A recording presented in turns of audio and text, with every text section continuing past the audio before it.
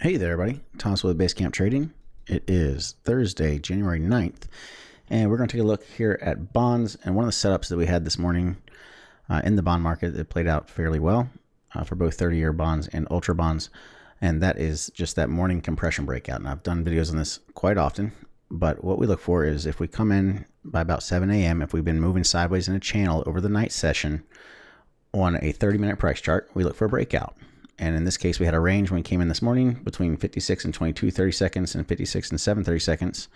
We broke to the downside, followed through decently, and went all the way down to a low on the day of 55 and 29. Okay.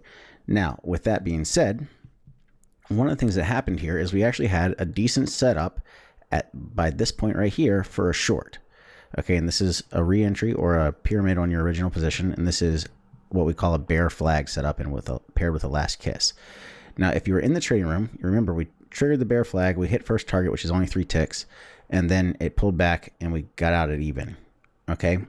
And one of the things we were talking about with that was if bonds went back above 56 and 6/30 seconds into what we call the no-go zone, we would have a failed flag, and failed bearish will often lead to a bullish. And that's what we ended up having here. It failed, broke back above that, and climbed right back up, so you were able to take advantage of that swing back to the upside as well.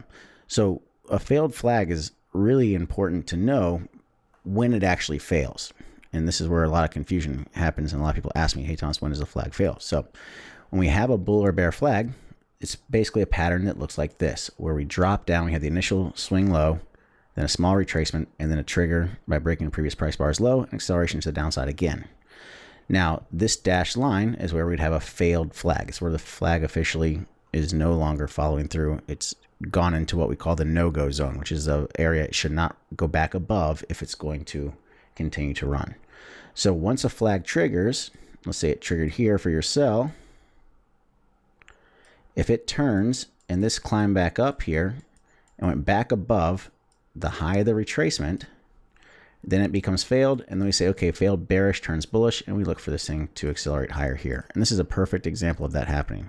Here's our down move, here's our higher lows, there's our trigger, and then it fails by going back into the no-go zone, and away we went back to the upside.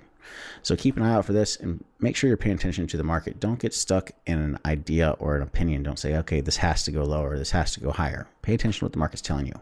If there's a good setup that's triggering bearish and it's not going anywhere, chances are it's going to reverse because the market moves through the path of least resistance. All right, so that's it for today. I hope it helps. Don't forget to like and subscribe if you're enjoying these videos. I'll see you in the next one. And until next time, everybody, happy trading.